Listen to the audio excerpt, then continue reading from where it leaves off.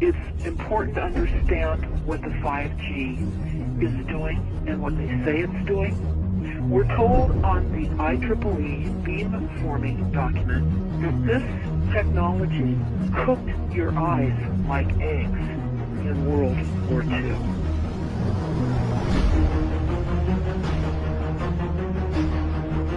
And you all need to understand these are military weapons.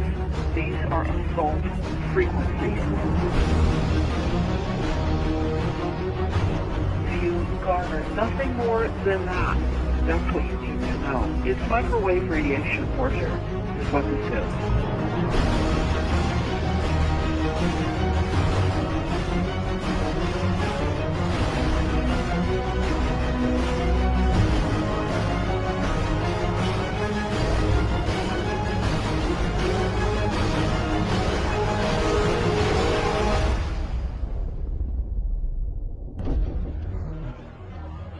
Ladies and gentlemen, please join me in welcoming to the National Press Club Federal Communications Commission Chairman Tom Wheeler.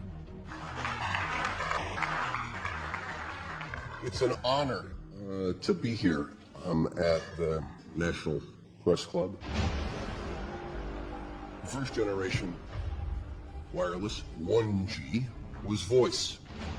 The second generation 2G allowed both talk and text. Third generation, 3G, the internet, in a limited way. And today's technology, 4G, completed that digital migration. But if anyone tells you that they know the details of what 5G is going to become, run the other way. This video is brought to you by the number 5 and the letter G. And pretty soon, everything else will be too. You must consider the whole part played by electricity in nature. Human beings cannot go on developing in the same way in an atmosphere permeated on all sides by electric currents and radiations. It has an influence on the whole development of man. This life of men in the midst of electricity, notably radiant electricity, will presently affect them in such a way that they will no longer be able to understand the news which they receive so rapidly. The effect is to damp down their intelligence. Such effects are already seen today. Even today, you can notice how people understand the things that come to them with far greater difficulty than they did a few decades ago. Rudolf Steiner, 1924. Rudolf Steiner noted that in 1924, since then our atmosphere has become far more permeated with electric waves of widely diverse types. There's no doubt now that electric waves, electromagnetic forces, cause direct biological effects. There's thousands of peer-reviewed papers on this subject. There's no doubt about it. But what are these effects? How are they affecting us? What can we do about it? We're now at a stage where we're putting in what's called 5G, which is a special type of broadcast for high-density information transfers. And it turns out that this is the same frequency bands that are used in crowd dispersal weaponry.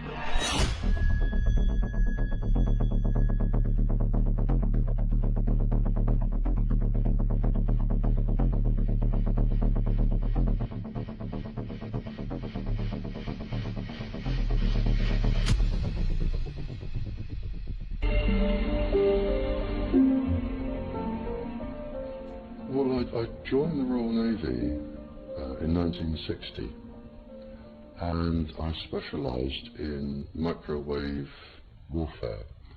Radar, obviously, which uses microwave, but they don't just teach you radar, they teach you all about microwaves and other uses. So I understood about microwave warfare and how it can damage people, how it can harm people. Microwaves then were used as weapons, as they are today. It is a perfect stealth weapon, and when governments don't like a group of people, for instance, the ladies who protest at Greenham Common in England about the American missile base they camped, they were microwaved. We microwaved Catholics in Northern Ireland to make them sick. It goes on all over the world. And it's a weapon that you don't know you're being targeted, because the dose is very, very low, which is actually more dangerous than a high dose. It's very, very low, and it may take a year or two, but you can cause neurological damage and cancers with low-level microwaves, and you can make all your opponents sick. It's a perfect weapon for a government. Our impulses are being redirected. We are living in an artificially induced state of consciousness that resembles sleep. Their intention to rule rests with the annihilation of consciousness. We have been lulled into a trance. They have made us indifferent to ourselves, to others. We are focused only on our own gain. Please understand, they are safe as long as they are not discovered. Keep us asleep, keep us selfish, keep us sedated. Yes, 5G will connect the Internet of everything. If something can be connected, it will be connected in the 5G world. Hundreds of billions of microchips connected in products from pill bottles to plant waterers, requiring massive deployment of small cells. We won't wait for the standards. Now, to make this work, the 5G build-out is going to be very infrastructure intensive. We must reject the notion that the 5G future will be the sole provenance of urban areas. The 5G revolution will touch all corners, and that's damn important. The interconnected world of the future will be the result of decisions we must make today.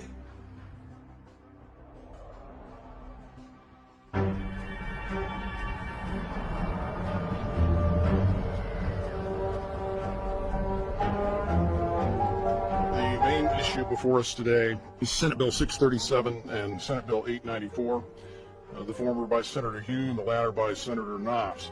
We're going to invite the first four witnesses in support of the legislation, and that would be John Jones with Sprint, David Lewis and Andy Emerson with AT&T, Neil Krevda with Verizon, and Frank Alcovetti Jr. with T-Mobile.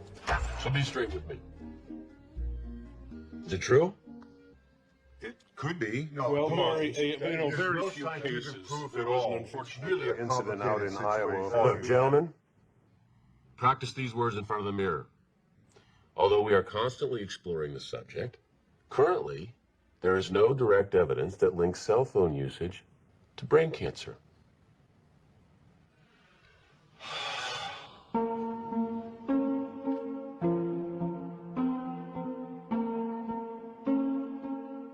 I'm Sharon Goldberg. I'm an internal medicine physician. I've practiced medicine for 21 years, and my background is mostly academic, internal medicine, hospital-based, clinical research, and medical education. I'm a certified Microsoft small business specialist. I worked on space station designing the cabling system for the airlock module, where I was responsible for EMI/EMC analysis, which is electromagnetic interference, electromagnetic compatibility. I am a professor in the Department of Epidemiology, Biostatistics, and Occupational Health, and I teach there both toxicology and health effects of electromagnetic radiation. My name is Daphne Tachover, and I'm the founder of an organization called We Are the Evidence. We are an organization that represents the many adults and unfortunately many children who have become very sick from wireless technology radiation. There seems to be a couple false Easter eggs being put out there right now. I want to make sure we dispel that right off the gate. The effects of wireless on health scientifically are very, very clear. So it's always pushed back to the definition of an acceptable level of radiation. And that's what this is, by the way. This is about radiation. Wireless radiation has biological effects, period. My name is Dr. Angie Kolbeck. I've been reviewing the studies showing the impacts of wireless radiation on our health, and there are now thousands of studies showing the following adverse health impacts to wireless radiation: cancer, oxidative damage, DNA failure. Things like memory, dizziness, anxiety, brain fog. Headaches, nosebleeds, cognitive problem, exhaustion. We have evidence of DNA damage, cardiomyopathy, which is the precursor of congestive heart failure. Short and long-term memory loss, decreased attention spans, lower reaction times, even involuntary contractions of muscles causing misalignments of spines and jaws. Breast cancer. We suddenly have breast cancer in women who have no DNA predisposition. Disrupted immune function and change in stress proteins, reproductive and fertility effects. There are dozens and dozens of studies that show beyond any doubt what this radiation is doing to our sperm. Now, if you take the cell phone out of your pocket, the sperm will recuperate within 3 to 4 months. What would not recuperate would be the damage to the DNA of the sperm. That is irreparable. The wife of the ex-governor of Indiana was diagnosed with glioblastoma. Same brain tumor Ted Kennedy had and John McCain had. Did you look at John McCain's scar? This is a cell phone brain tumor. LeBron James, one of our sports people, had a salivary gland tumor. That is another cell phone tumor. You didn't hear about it because immediately after that was discovered, he was paid by Samsung to become their spokesperson. We are seeing increases in brain tumors. We're seeing increases in Alzheimer's. We're seeing increases in all of the neurotransmitter diseases, ALS, Lou Gehrig's disease, Parkinson's. These are all disease systems that are known to be associated with low-level energy exposures. We're talking about 24/7, around-the-clock exposure, wherever you are and your whole body. You never get away from it. And it seems from our studies that maybe your immune system can cope with for a time, but it will deteriorate. Then the irradiation will definitely damage cells at the deeper level, and the question is what will then happen? These are out of peer-reviewed papers, so these are not just hypochondriacs thinking that they're doing it. We're having real problems with this. This is no longer a subject for debate when you look at PubMed and the peer-reviewed literature.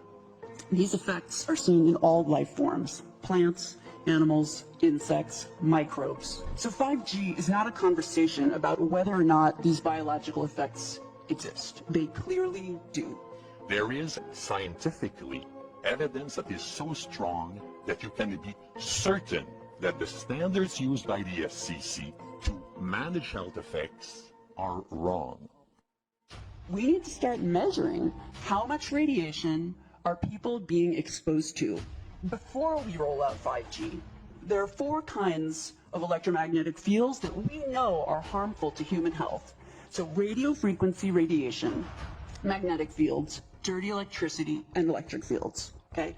Our exposure, any given person, and all humans are affected by EMFs. What is our exposure in a day? It's not one cell phone. It's cell phones, it's multiple wireless networks, it's smart meters, it's cell towers. It's the sandwich, and it all adds up. The data we're going to look at are all published science, testing results, or public standards. At the bottom end of the radiation scale of what's called power density, or signal strength, is the minimum level at which cell phones will work, which was found to be 0.2 billionths of a microwatt per centimeter squared. Pine needles were found to age prematurely at 0.000027. At short-term exposures of 0.05, children aged 8 to 17 experienced headache, irritation, concentration difficulties, and behavioral problems. 0.1 is the biobiology or building biology guideline for extreme concern. 1.0 produced sperm DNA fragmentation and a decrease in sperm viability in vitro. Also at 1.0, the science shows the following bodily effects can occur: headaches, dizziness, fatigue, insomnia, chest pain, difficulty breathing, and indigestion. 2.5 saw altered calcium metabolism in heart muscle cells. 4.0, changes in the hippocampus affecting brain memory and learning. And at 6.0, DNA damage in cells. So where are smart meters on this list? Electrical Power Institute in December 2010 measured a single Itron smart meter with pulses up to 7.93 microwatts per centimeter squared. Our own testing indicated approximately 8.0 with 1 meter. These tests are at a close distance, approximately 1 foot away from the meter, but an infant's crib could be just as close on the other side of the wall where the meter or bank of meters are installed. Even though there are all these known health effects at levels far lower, Switzerland, Liechtenstein, and Luxembourg see fit to set the standard at 9.5. and China, Poland, and Russia, 10.0. This is the same level at which behavior has been altered, producing reflexes of avoidance following 30-minute exposures. A room of 12 smart meters, very common and even a conservative number in an apartment building, tested at 19.8 microwatts per centimeter squared. This is hundreds of times higher than levels which clearly indicate harmful effects. So how can utilities and governments get away with forcing these devices on everyone? This is how. In Canada and the US and several other civilized countries, the safety limit is set at 600 to 1,000 microwatts per centimeter squared. This so-called safety limit is literally tens of thousands of times higher than levels which are known to damage health, according to peer-reviewed published science.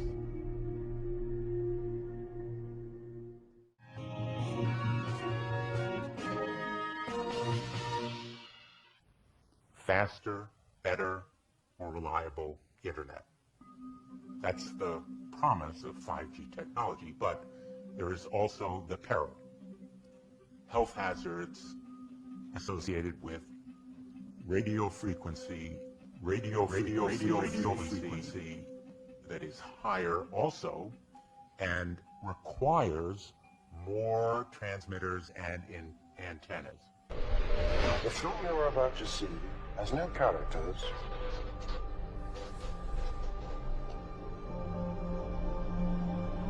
if you spare a little of your imagination. It is a film which will describe to you the effect of cymatic frequencies on matter.